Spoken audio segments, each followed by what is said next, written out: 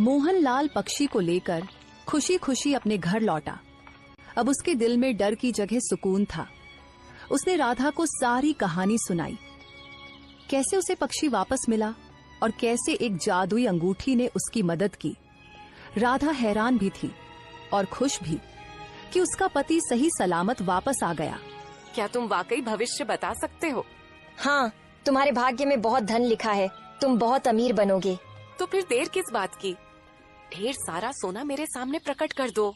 अचानक आकाश से रंग बिरंगी किरणें जमीन पर उतरने लगीं, जो बहुत सारे मदराओं के ढेर की तरह चमक रही थीं। रोशनी की चमक में मदराओं का वह ढेर जादुई खजाने जैसा दिख रहा था। कुछ ही समय में मोहनलाल पूरे गांव का सबसे ज्यादा धनी और सम्मानित व्यक्ति बन चुका था। उसकी झोपड़ी अब एक सुंदर और प्यारा सा घर बन चुकी थी, जिसमें खुशहाली और शांति की रोशनी छाई हुई थी। एक दिन वह जादुई पक्षी उड़ता हुआ आ गया और मोहनलाल के कान में धीरे से कुछ कहने लगा। क्या कहा? राजा भीरू किशुनगर की सीमा में अपनी पूरी फौज के साथ घुस आया है। अब समय आ गया है जमींदार को सबक सिखाने का। मोहनलाल ने गांव के एक आदमी को राज दरबार भेजा। जाओ, राजा विक्रम से कहो कि रामपुर गांव का सबसे अमीर व्यक्ति ने उन्हें निमंत्रण दिया है और ये सारे सोने के पात्र भी तोहफे में दिए हैं। सेवक राजा विक्रम के दरबार में पहुंचा और सोने के पात्रों से भरी थाली उनके सामने रख दी। रामपुर गांव के सबसे धनवान व्यक्ति मोहनलाल ने आपको और मंत्री जी को आमंत्रित किया है। इतने सारे पात्र, हमने भी कभी इतनी बड़ी भीड़ नहीं देखी। महाराज, अब तो जाकर देखना ही पड़ेगा कि आखिर ये कौन है। राजा विक्रम मंत्री जगन्नाथ को साथ लेकर मोहनलाल के आलीशान घर पहुंच गया। उसकी आंखें हैरानी से चौड़ी हो गईं। मोहनलाल कुछ ही देर बाद अपनी पत्नी राधा के साथ वहां पहुंचा। अरे, तुम तो वही किसान हो जो कुछ समय पहले मेरे पास न्याय मांगने आए थे। और उस समय आपने मुझे न्याय नहीं दिया था, मुझे सब कुछ याद है। लेकिन यह कैसे संभव हुआ? रातों रात तुम्हारे पास इतना धन कहां से आ गया? क्षमा कीजिए महाराज, यह मैं आपको चाहकर भी नहीं बता सकता। हमें यहाँ फिर बुलाया क्यों गया है? तुम्हारे पास अब इतना वैभव है कि अकेले ही 10 जमींदारों को सबक सिखा सकते हो। हाँ, मंत्री ठीक कह रहे हो। बताओ मोहनलाल, तुम्हारा मकसद क्या है? महाराज, मैं आपको एक अत्यंत महत्वपूर्ण सूचना देना चाहता हूं, परंतु उससे पहले मैं चाहता हूं कि आपने मेरे साथ जो अन्याय किया था उसकी पूरी सुनवाई करें।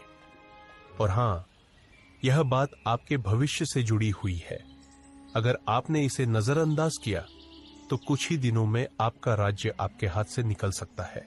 तुम क्या चाहते हो? साफ साफ कहो। मैं चाहता हूं कि आप अब मेरे घर पर जमींदार बलराम मक्कीये और बलिया को बुलाकर उनसे साफ साफ पूछे कि क्या मैंने वास्तव में अपना खेत बेचा था या नहीं। सैनिकों, तुरंत जाकर उन चारों को बुलाकर मेरे पास ले आओ। कुछ ही देर में वे चारों वहां पहुंचकर उपस्थित हो गए। मुखिया, सच सच बताओ, क्या मैंने वाकई जमींदार को अपना खेत बेचा था? क्षमा कीजिए महाराज, मैंने जमींदार के दबाव में आकर यह झूठ बोला था। मैंने भी झूठ कहा था महाराज, क्योंकि उसने मेरी बेटी की शादी रोकने की धमकी दी थी।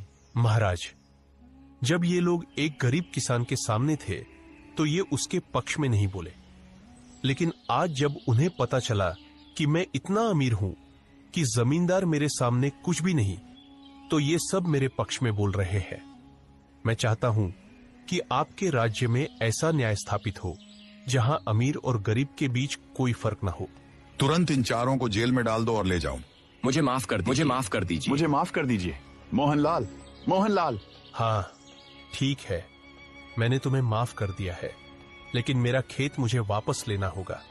वह मेरे पूर्वजों की निशानी है और इसे कोई छीन नहीं सकता। हाँ ठीक है, मैं देने के लिए तैयार हूँ। जाओ, लेकिन याद रखना, अगर अब किसी गांव वाले के साथ अन्याय हुआ तो मैं तुम्हें माफ नहीं करूंगा।